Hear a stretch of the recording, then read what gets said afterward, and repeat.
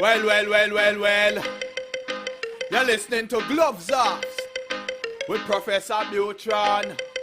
Alright then, I may say words on point, straightforward. No jibber jabber, everybody forward. Issues, facts and solution. Get it at Gloves Off with Professor Buitrón. Alright, what other thing is a revolution? Get it on point with Professor Buitrón. Gloves Off, no nonsense issues, politics, community. A better men follow reader. Gloves Off, a revolutionary show with everything that you need to know. With Professor Buitrón. Watch ya!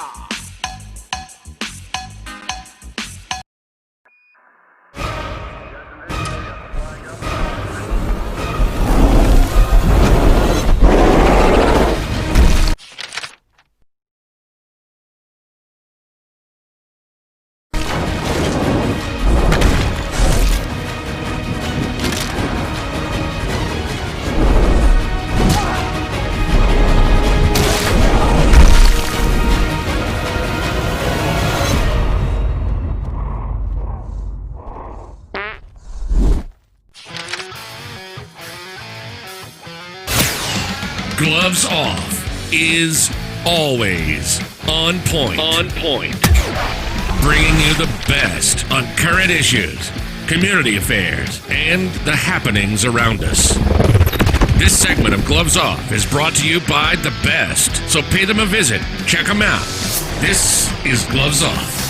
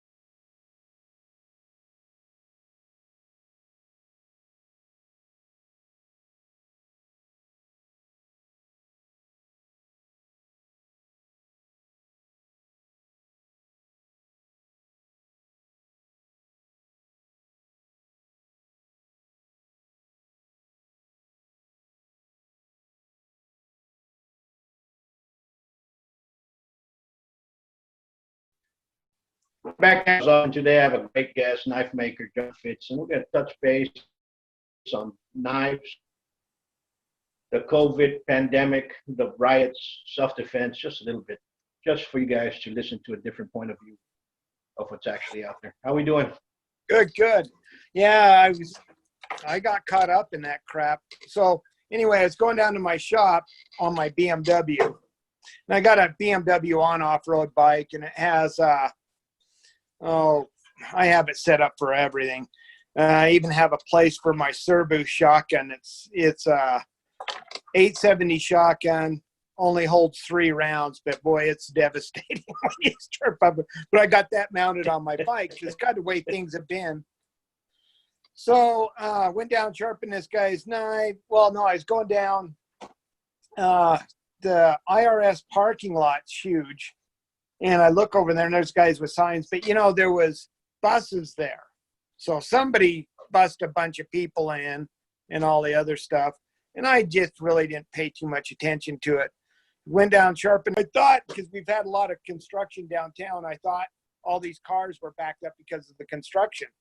And so anyway, I turned and I thought, oh my God, these were 2 cars deep and they were just stopped and everybody had signs yelling and screaming. I thought, man, I'm heading down, all these guys, they're 2 cars deep. There was probably a 10-foot space for me to ride my bike through, and I'm wearing a Trump hat and I got big Trump stickers on the back of my bike. I'm going, oh God. So this one motorcycle guy pulls up next to me. He has a helmet. And he looked kind of like an anti-fog guy, and he just stares at me, and I look at him like, what are you going to do? And then he takes off, and I'm just down there going, I got to get out of here. So I went up to the next block, and this guy came out, this black guy, and holds his hand up, and I thought, I am not stopping here. If I stop here, I'm going to get jumped. And so I took my hand off my the bike, the throttle, and I pulled out my baton and stuck it down, and the bike died down. Boy, I think he thought I was going to go after him with it. He got out really fast and just went up, and it just like that. You know, it was funny. There was cars from Idaho, California, different places I was down there going, my God, and they're all white kids. That's what I didn't understand either. But they did a trick on our downtown, boy. They flipped police cruiser over, burned it, you know, a couple other cars, and they just were, you know, and you know what really pisses me off? We don't have that shit here in Utah. The cops are good here. They're not shooting people in the back, dragging them down to the ground, putting their knee over them. And, you know, we didn't need this shit here. And the people that are in office that like our Black Lives Matter here and some other people, you know what? They're causing this shit. They're the ones that's stirring it up and saying, oh, look what happened to him. It's not here. It's not in Utah. We don't have that problem. Don't screw up our state. You're the racist guy for person that keeps putting this crap up and saying, oh, we need to talk to the police and all that. We don't have that problem. So shut up. Go away. You know, you're correct. And, you know, I'm from Laredo, and we have some excellent police here. A lot of great badgers. I have friends, family, students, and there's a couple of bad apples. You're always going to get that. You're always going to get that. And the bad apples are the ones that mess it up for everybody else. And unfortunately, you know, and I've had a lot of conversations with them, and you know, you don't beat up people when they're handcuffed. You don't kill them in the ground when they're laying down. They've already been subdued. I understand feelings and emotions and so on and so forth. I mean, I teach people how to control violence. And when you see this stuff and you tell them, and they'll tell you the stories, and then they go, and the first thing I ask them is, how come you didn't report them? And they'll bow down always. Every single one of them looks down, and I said, listen, this problem will end the instant the good badge says, I'm not going to take that shit from you guys. Exactly. And that's what needs to happen. But all these unions are the ones that protect them. You know, we had a kid here lately, the dude, apparently, you know, as the story goes, this guy came in that was ex of the girl of his sister, comes inside, breaks into the house. He had gotten a shootout outside with the police.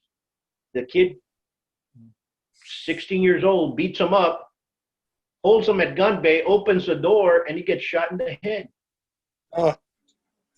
You know, things occur, but it should not occur as much. And what happened over there was plain murder. It was like if the guy was he knew what he was doing, and looking at the camera like, you know, when you're a kid and you say, look, mom, no hands on the bike, and then you plug your ass. Well, this guy was doing the same thing. Look what I'm doing, and take a picture of me. That was whatever. That's my thing, was like he did it egoistically, and now we have this problem. And I do not listen. Protest is one thing, and we all have the right to protest. To go destroy property, to go loot, steal, kill, rape, everything else that's going on. That's no longer the cause of the protest. Now it's something completely different. Exactly. And that's the sad part, because it puts people in danger. And I hate when they come in there and they say, you know what, I'm here peacefully. You have no idea what being peaceful is. You first have to understand how to be violent and control violence for you to be peaceful. If not, you're just a harmful piece of shit. That's what you are. Exactly. Yeah, exactly. And people do not understand that. And it gets me, because you get these people that are two-faced. You know, we had a protest here, and everybody has the right to protest. And they show up, two young kids. I think one of them was a girl. I don't know. And they show up with two ARs holding them down. The girl has her finger, on the gun this way. And there's a sign between them and says, the reason we're armed to the protest is because the right wing are too violent. I've never seen a violent right-wing protest. It's always the left that has always brought this forward. And right now, John, it's no longer about Republicans or Democrats. Right now, it's let's keep America the way America is. Let's not change it to some kind of philosophy that people are trying to impose on us. Well, they have an agenda, and it's just like, I'm pissed off, that they even would have a rally here. Like I said, we don't have that shit here. So why have it? You want to, the best thing to do would go down there and do the protesting, But the thing is, it's not our state. Utah was the only state that ever kicked the government out, and it was the damn Mormons that did it. And a lot of guys say bad things about Mormons, but one thing great about Mormons, we got our guns, and we protect we protect Utah. But this shit that happened, nobody wants to be called a racist or anything like that, and they think if you disagree with them, if I ever see that lady, I'm just going to lay in on her, say, you caused all this shit. Oh, we had a peaceful protest. No, you caused all this shit. We don't have this crap here. Shouldn't have happened. And you knew what was going to happen because they want to keep this shit going, the racist card, so we go, oh, you poor little people, we care about you. Look, we're not racist. We're going to give you free things. Bullshit. It just infuriates me. But that's getting back to the knives and the guns. I always tell people, have the advantage. People go, God, John, you carry big knives, you carry big guns and all that. Well, I had 2 Muslims come into my shop, try to kill me about 12 years ago. Had death threats left and right. Yeah, so I keep, a lot of weapons around me and all that, and I have the advantage. But I'm not going out to be an asshole. I see people, I'm a social butterfly. This damn pandemic really bugs the hell out of me because I like going to coffee shops and talking to people. And, talking about the pandemic, we just, we went from members to 4. Other small businesses aren't opening up anymore. This pandemic went a step too far, Yeah, so he said that it woke a lot of people up and said, you know what, our government really is not really protecting us. So they're changing their ideology of what should be done. It should be what happened to the America before. Now, what I see, especially with self-defense, is we always have to take advantage. People say, "Oh, you all are paranoid." It's not paranoia. Look at what's going on. Look exactly what's going on. They're breaking into people's houses, raping people. They're breaking into people's businesses, and they're raping people. They're beating up people, and they're killing people. I saw a video of a lady with her husband in her storefront. I think it was New York. And she said, "What are you talking about?" They walked off. All of a sudden, they turn around and they come back and they beat her up. Seen it. And you're like, that would not have happened. Then you see a lot of businesses with the police are just watching. Nothing against the police. The police are just watching, and everybody's just breaking the windows and spray painting, and they're not doing anything. They're not stopping them. They're not arresting them. They're just watching them. And it's not one video. It's countless videos across the United States of this going on. So people need to defend their own. People need to learn how to stop the threat. People need to understand about self-defense and their rights. But talking about knives, folks out there, I teach people how to use a blade, especially that. And I've done it for years, and John has been a great friend of mine for several years now. And we've made several knives over the period. And right now we're designing a knife that we're going to make, specifically for Savate, that we're going to call the Tusk. Look at And, that. yeah. That's, it's going to be change the blade a little bit more. I got to do a little bit different angle, and I'm going to take it down a little bit more up in this area. But yeah, it's going to be a killer knife. It's going to be cool. And talk about some of the work John's worked on. Show us a couple of blades that you have. Well, So I'll show you the if you're latest looking for one I'm doing right now. This is my big badass Valley song. Look at I that. can't see you. Look at that. That's nice. huge. And it has 2 blade catchers, so I can catch a blade. You know, I'm not looking to catch your blade, but if it's there and I touch your blade and I hit it, all I have to do is flick it out. And most of the times the guy's knives go flying. And I've done this with training knives and different stuff like that. But this is like on steroids. You can see it's just a massive. But what's cool about it is I got a fixed blade handle for it. So if you go to California and all that, you just change out the blade and to a fixed blade and you're perfectly legal. So this is titanium, 154 cm. It's a beast. It's, you know, you bring this out, people just freak. But you know, like I'll show you some older stuff. This is an interchangeable blade I did. I did this for years. I don't have any more. And this is oh god, let's see, ATS 34 blade.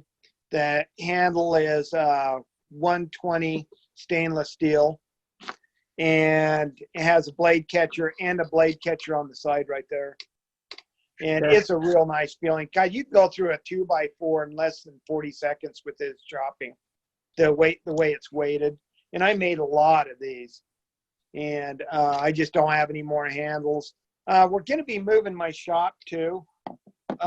My buddy sold the shop. I've been there for over 20 years. And he's going to be moving out west. He sold it for a lot of money. So he wants me to go, but I don't know how I'm going to do things right now. I'm just figuring things out. But yeah, but I'm still going to be in business. But here's another one. This I did for myself. I call it a Raptor. You can see that. And I just have one guard on the one side. I have jimping right there. I made it so it's super light. But I'm carrying this on my tactical gear and on my other tactical gear. I have that one. What's that? And if folks are out there wondering how much of those blades cost, how much are they? Well, this one, something like this, should be about $700, rounding through there. You know, this is $1,500 because it's titanium, 154 cm. There's a lot of moving parts, and you got the handle, and it comes with 2 sheaths too. And the folders and all that a little bit more expensive. This one of my big folders, that one right there. And this one's $1,500. And that's Damascus, stainless steel Damascus with titanium. This one I usually carry because it's just so easy to open. I don't have a detent in it, so on my holster here, you'll see, you know, so the way this goes in, and I just pull it out and I just open it real quick. So, but I do make it with a belt holder thing on there too that's titanium. And but let me show you. This is an old one. This is a tank. I sold the shit out of this. They're really heavy. I made this to go like on an SUV, whatever. I'm going to probably put it on my motorcycle. I got a knife on there already, but it's just, I call it a tank. And it's beefy and just mean you can literally hack through a tank with this. But a buddy of mine carried this. He was in, God, what is it? Like a SWAT team type thing. And he carried that numerous missions, and Phil came up and goes, John, I want to give this back to you. He goes, I carried this left and right. He goes, great knife. And then I got this little guy. This is called my Rhino. This is out of Damascus steel. And Paul has a lot of my knives. He's bought a I didn't bring any, but I have several of yours. Yeah. But, Several. it's just, the knives I make are usually like, oh, and here's one that I redid. This was by another maker, but it came out of China. But it's really good. So I redid it, redid the blade, redid the handle, and it just kind of shows you what I can do. I do cold steel knives. I redo cold steel knives all the time. And, so if there's something like you want on that, just give me a call. But, I think, being prepared on everything, all the shit that I carry, God, man, I carry a Leatherman. I carry, a Poly 80 Glock. This is what I'm carrying right now. And this is by Poly 80. So you buy it, it's unserial numbered, and you put the jig on it and you drill it. You can do 2 a year. And this thing just is a mean ass little thing. 17 rounds. So I carry that, and I carry a little 22 mag, North American arm, folds out. I have one of those. Those are nice. Yeah. I always have at least one thing, and that's it. I have that no matter what. And one of my folders. And then I carry this big, folder of mine, the BMF. And I have my baton I carry. So I'm pretty much prepared for everything. But guys laugh. Some guys laugh. But you know what? I've been in situations where it's got me out of shit. Just like on my motorcycle, got caught in that, protest. If I would have stopped, oh man. No. Listen, people do not understand the danger that's there. Some people are out there trying to go take selfies if they were part of it. This isn't, we're in a dangerous situation. It's no longer, we're playing nice. These people are out there to hurt you. Understand that. I understand a civil protest, what people want to claim is peaceful, but all these instigators are going out there, all these people that are looting and robbing and violating everybody's rights. It's a dangerous time right now for the United States. And I don't think it's going to have any closure anytime soon until people basically stand up and say enough of this crap. And that's what needs to happen.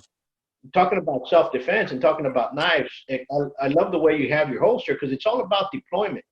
You can do all the stuff you can that teach you knife fighting left and right, but if it takes you 15 minutes to pull your knife out of your pocket, what good does it do?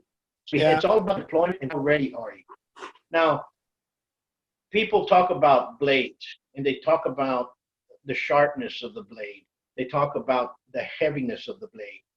It's so sharp, I can go so fast. Well, if you didn't barely do any contact, it barely lacerated the skin. The skin. You have to actually something with oomph behind it so it to be able to. And I'm a butcher. I'm an executive chef. So and I've gutted and field dressed plenty of game. You need a hefty blade to be able to go through it. And if you do not have that blade, that's what it is. What? Yeah, I have my blades to where we actually used to go to this butcher shop, and we used to cut meat, cut bone, and different stuff. And it's surprising, even putting leather. I mean, you gotta have a hefty cut if you're going against a guy that has a leather jacket, and it teaches you a lot, So my knives, the way they're balanced out, like I do these ones that's 11, 9, and 7, and we're doing bone, like deer bone, different stuff like that on their legs, and it's surprising how hard it is to cut, through a whole bone sometimes. I've seen a buddy of mine had a cold steel Tonto, hit the leg, put a big ass chip in it as big as my thumb, and he about died. But I take one of my knives and just go right through it. But, you know, until you're doing cutting and seeing how it really works, I mean, yeah, you got to go out there and do that shit. Because some of these guys with these light strikes and different stuff like that. But, you know, my knives have the advantage. I have these cruzadas on it that helps you catch a blade. And it really works, and it's a lot easier to do than what people think. You know, but deploying is one of the main things. If you can't get to your weapon fast, I watched a guy came in, starts shooting at the guy, and the guy pulls his weapon. He's trying to rack it. And I'm down there going, you're dead. Sure enough, you know, and the guy that came in shooting was an idiot.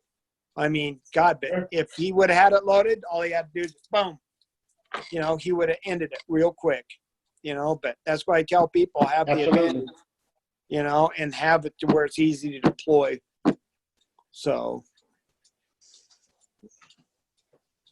And you're absolutely correct. And deployment of a weapon, that's number one. Then exactly. What type of weapon? But if you do not know how to deploy your weapon, yeah. Forget about and remember, I tell people you get muscle atrophy too. When you're getting into a situation and you're just down there getting tensed up and all that other stuff, you're not moving as fast and you're not grabbing the item fast like you really would if you're in a friendly atmosphere.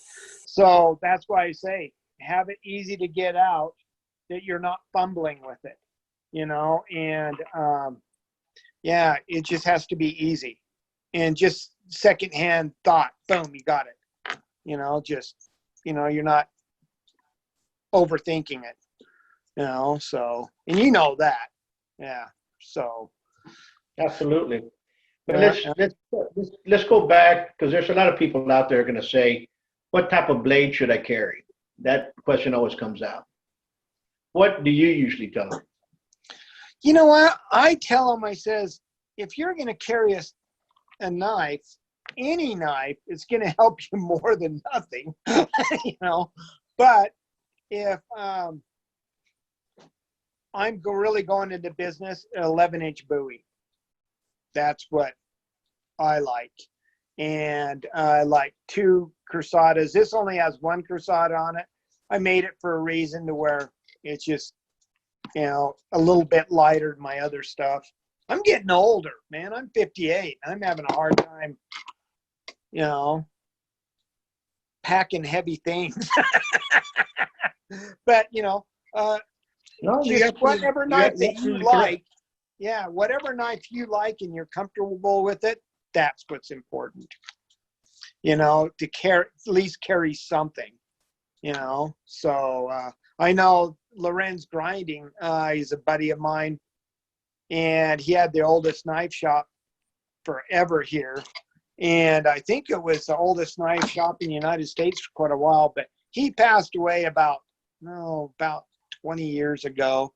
But he used to walk out his shop if he thought he had problems, because there are a lot of homeless, and he would carry a little knife like this, and he'd have it holding it like that. Guy came up to him, he'd just go across his face. He says, I'll open up his face a couple of times, they'll stop it. And really, it's, you know, and I've trained cops. Yeah, I've trained cops and different stuff. I'll tell you a little story that you'll get a kick out of. These cops that were from California, they wanted me to do a seminar, a bunch of people. And so I did a seminar, and I had like 4 cops there. And I said, look, 20 feet closer and all that. If somebody brings out a knife, do not grab your gun. Because what he's doing is looking at you, looking at your gun, looking at you, looking at your gun. They'll come out, most guys will come out and they'll go, come on, let's do it. You know, come on. You touch that gun, he's on you. But if you were even slow at it, went over, grabbed your knife, pulled it, brought it out, what he's going to do, the majority of guys will go, okay, now I'm going to get into it. All you do is just change hands and then shoot the son of a bitch. Because you've stalemated him. if he tries to come into you, you're going to cut him, you know? So if he even tries to come into you, you can switch hands, still cut him and shoot his ass, you know? So anyway, one of the cops that they got up and walked out of my little thing. And it was funny. It was about 2 months later, one of the cops came up to me and said, John, you just saved my life. And I go, what went on? And he goes, well, we walked out of your thing. And I said, yeah, I know. I remember. He goes, well, I was in a store and I walked around the corner and this guy had this knife out. And he looked at me, looked at my knife, looked at me. And he goes, if I would have touched that gun, you know, he would have been on me like crazy. He says, but I had a bench made over here on my one side. So he goes, and I pull it out and I go like this. And he says, the guy's just staring at him. And all of a sudden he goes, he did. He backed off like this. He says, I just changed hands, pulled my gun out. And he goes, it was the end of it. But if you go up against somebody like me or you, if you pull your knife out, we're going to cut them. You know, if my knife comes out, I'm cutting you like that. I'm not going to sit there and posture and all the other stuff. So, but the majority of guys, that's what they think. They think, okay, you know, so pretty interesting. West Side Story, you know? Mm-hmm. Yeah, yeah. So, yeah, you know, they go in there, they go into that posture, they start doing the West Side Story move, and it's a total different entity. Yeah. But, you know, what I'm afraid, you know, most people don't understand that most people get cut without ever even knowing there was a knife. Mm-hmm. Mm-hmm. You broke up there for a minute. Most people in the street, you know, the malice that's in the street, especially with knives, it's pretty intensive. Most knives you will never see. Yeah. And remember, guys, when guy pulls out, most guys do not know anything about knife fighting at all. And what I call it, if they get in, you get into it with them, they're going into the berserker mode. And they're stab, you know, trying to slice. They're all over hell. And that's where your training comes in, how to do it. Anything comes in my area, that's what I'm going to hit. You know, I'm not looking to do the coup de grace on you. I'm looking, if you're coming in with a knife, I'm just going to snap cut you, back cut you. I'm going to drop your fingers.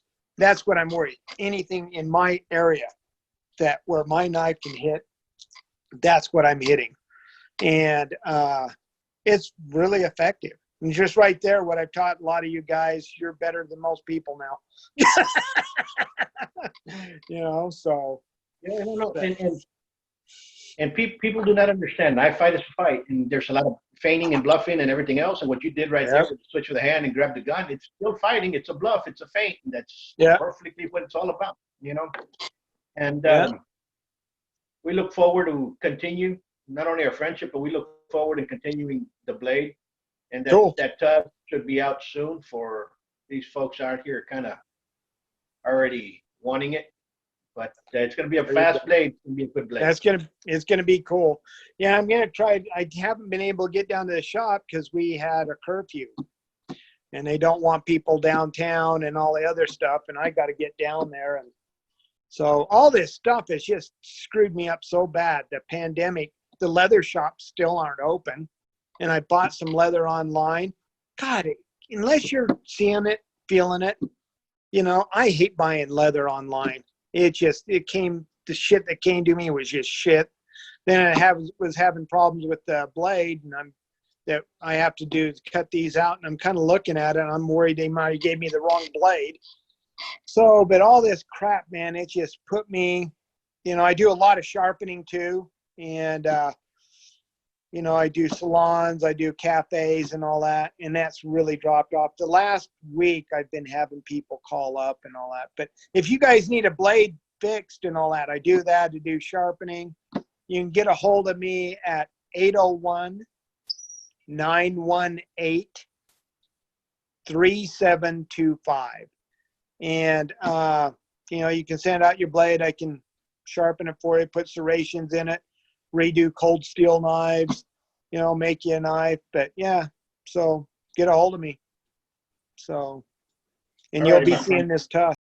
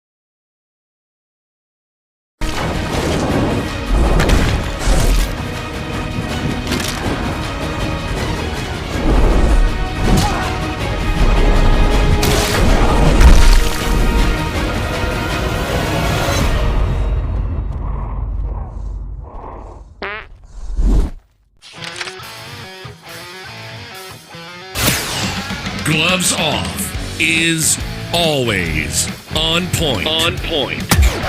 Bringing you the best on current issues, community affairs, and the happenings around us.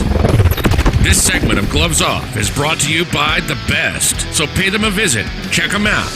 This is Gloves Off.